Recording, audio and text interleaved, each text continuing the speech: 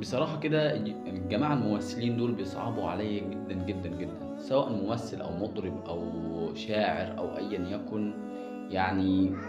وصل لإيه في الفن أو وصل في إيه على السوشيال ميديا أو في الإعلام أو أيًا يكن، الفلوس اللي بياخدها بعد ما كان فقير أو بعد ما وصل للحالة المادية اللي هو كان فيها، سواء كان فقير واغتنى أو كان غني وازداد غنى بعد وصوله للشهرة ديًّا. ليه يا سيدي أنا بيصعب عليّا الفنانين أو الطبقة ديًّا بالذات؟ لأنهم هم بيوصلوا لمرحلة بيبقوا صعب إنهم يرجعوا منها، وبيبقى صعب على الممثل أو المطرب بالذات إن هو يرجع يتوب أو يرجع يعني للحياة اللي كان عايشها تاني، أو الواحدة مثلًا فيهم زي هالة فاخر كده قالت لك إحنا خلعنا الحجاب علشان نقدر نمثل. وحنان تركي لمّا سألوها مثّلي واخلعي الحجاب أو مثّلي بالحجاب أو الكلام ده كلّه، قالت المبدأ إنّك أنت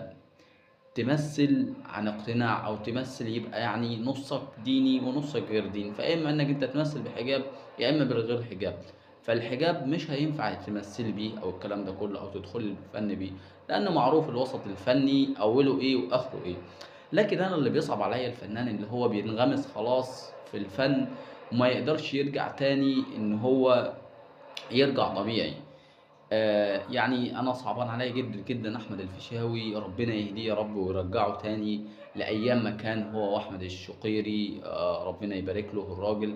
كانوا أصحاب وكان كويس جدًا، جدًا أحمد الفيشاوي، لكنه دخل وانغمس في الفن بغزارة، مش قادر يرجع. وعدِّت عليه أفكار وعدِّت عليه حاجات ومَر بتجارب كتيرة جدًا، جدًا، لكن الفكرة في الموضوع إنّك أنت إنسان طبيعي، عيش على طبيعتك وعيش على مراد ربنا سبحانه وتعالى وعيش راضي، والرضا هو الكنز الحقيقي،